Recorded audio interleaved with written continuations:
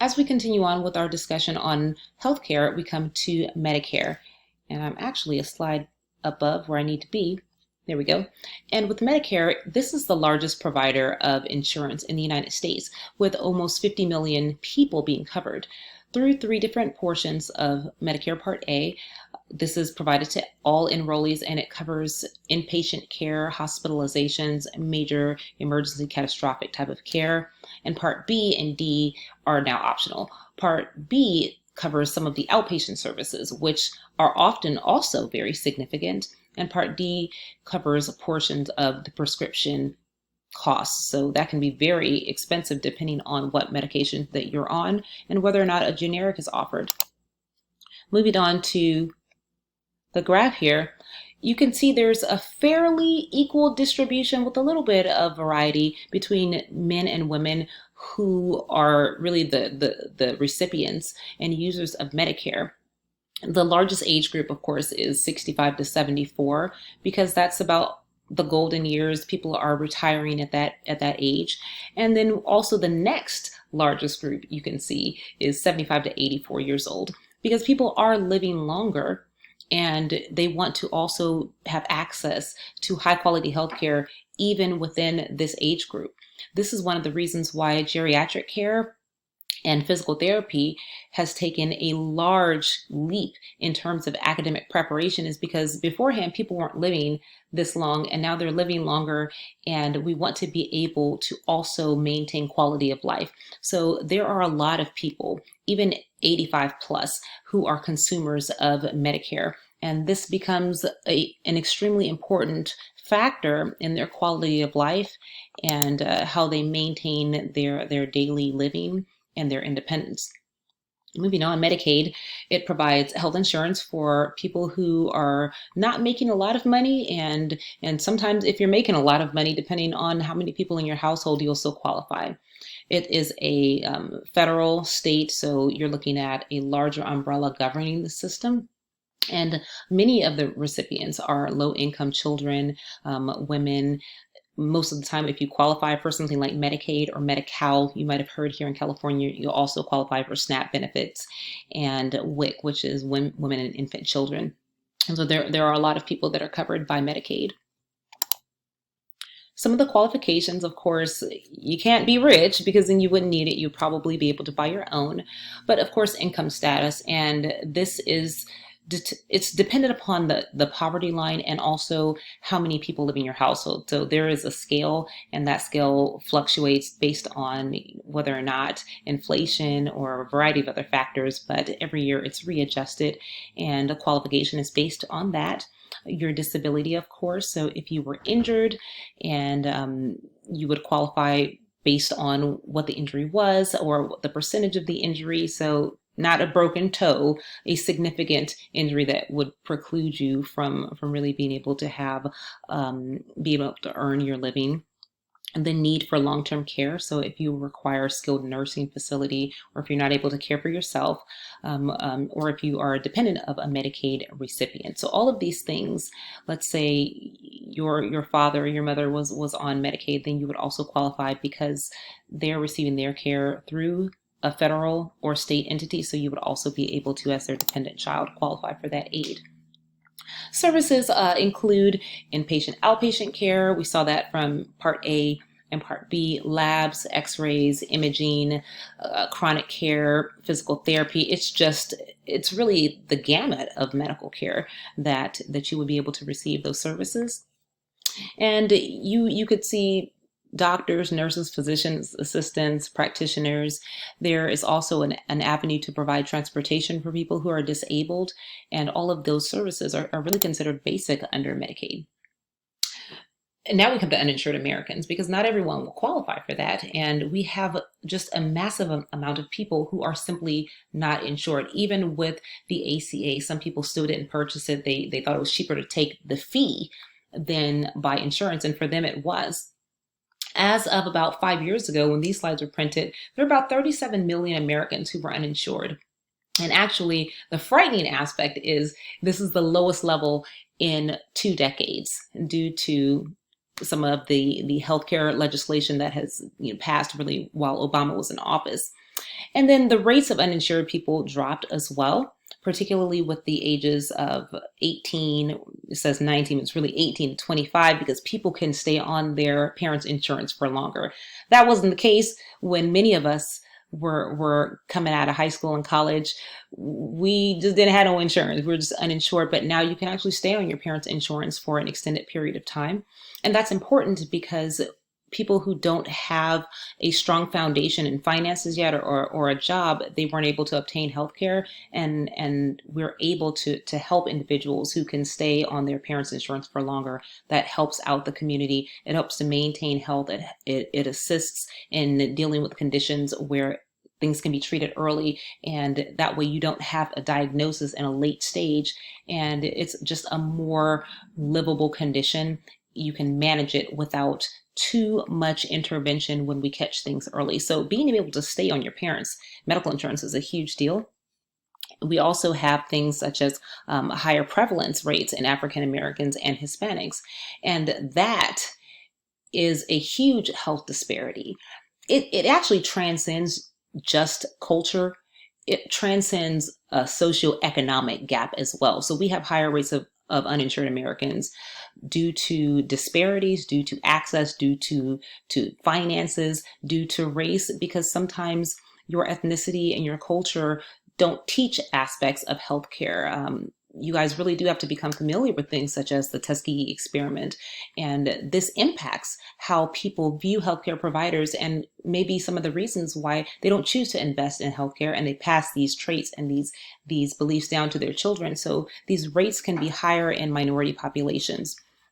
And even just having any amount of children uninsured, in my opinion, is completely unacceptable in the United States.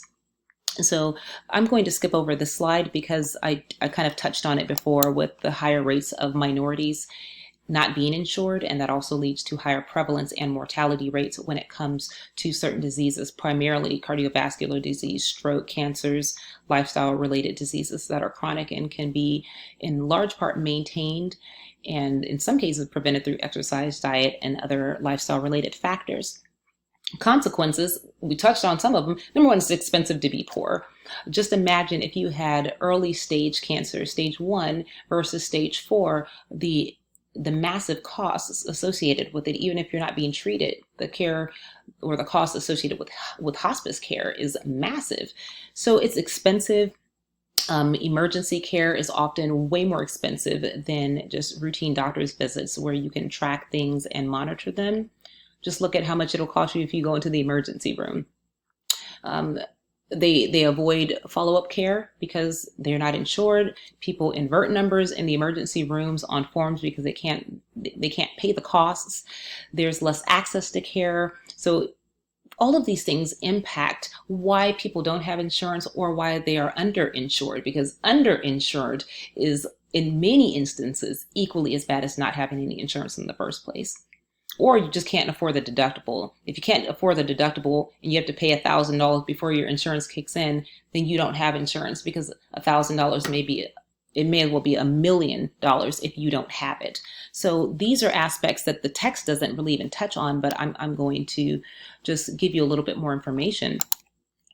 So preventative care for women, things like mammograms, pap smears, pelvic exams, uncomfortable, yes, but pelvic exams can detect a large variety of preventable or treatable issues. So if you discover it during a pelvic exam and you're able to fix it, then you kind of know how to prevent it based on the education that your nurse practitioner or doctor or physician's assistant is giving you. So these are some of the areas of preventative care for women, particularly in regards to prenatal issues with smoking cessation and eating healthy, making sure that multivitamins are taken or you're getting those nutrients from the foods that you eat. And all of these can also be encompassed in a women's healthcare class or a compulsory health course through a high school. And also just community engagement, because we learn things as well from our neighbors and our friends and our church members and our community members as well. So women, we make we're almost super women just because of the nature of how society dictates certain things. Some things have changed as far as not having a strict line with gender roles, but when it comes to health issues, women make a large majority of the health decisions for their families. We're looking at over 90%, and that is huge. That can put a magnificent strain on anyone making those types of decisions, being responsible for the health of not just yourself, but for your entire family. So that is also an emotional and a psychological health issue that we have to address. And I'll talk about psychological health in another chapter, but that is a huge aspect that women need to take certain care and precious care to really protect that area. But look at the amount that women are making, and compared to 68%, almost 70% of women who are managing household bills and they're still working. So these numbers are just really showing how involved women are within their own family's healthcare. And looking at that from the healthcare reform perspective, we have a non-consensus. So healthcare is found in other areas of the world. It's not new. It's not a revolutionary idea. We have proponents who say that it's a right. You're born, you get it. It's not a privilege. So in essence, you shouldn't die because you're poor, because you can't control, in some cases, either one of those. And then we have opponents who are saying it's too expensive. They prefer to have private sectors manage it. They prefer to have employers do their contributions to the employees' health. And there are benefits on both sides of the argument. But at the end of the day, a sick person needs care, and you're free to come to your own conclusions about that. I'm going to skip over the graph and go right over here to this aging country of ours, where the life expectancy, this was pushing a decade ago, was around about 78 years. So women are living a little bit longer than men, yay us. And because of that, we're also responsible for the care of our spouses, overwhelmingly responsible for the care of our spouses in their later ages, even when they have chronic and lifestyle related diseases that require very intricate care, even 24-hour care or aid for large portions of the day. And that can be very stressful.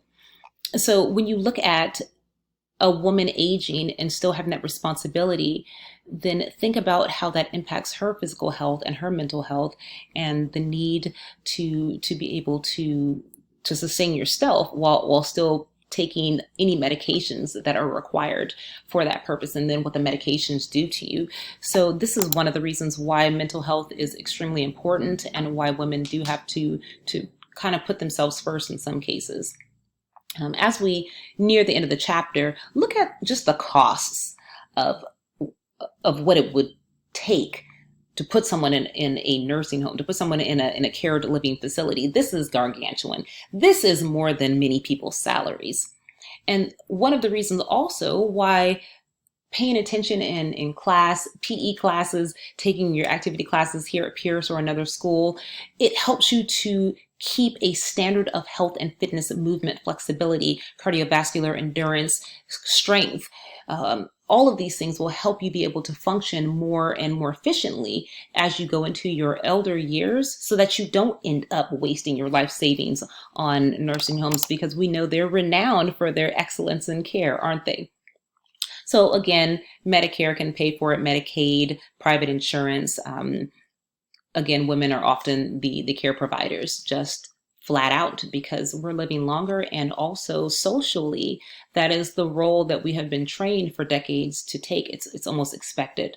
So this can be a big burden, because other health conditions result when we don't take care of ourselves, but give everything else to other people.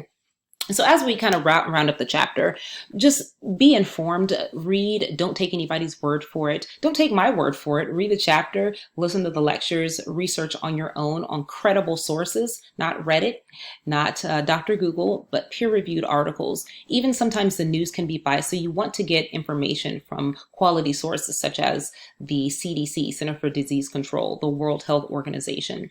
Look at the cost of deductibles, benefits, co-insurances, and other things like that when you are making a healthcare decision, and you will have a much better peace of mind about what you are consuming, what you are paying, and the services that you are receiving for the resources you're providing. So thank y'all for tuning in, and I'll see you on chapter 3. Bye-bye.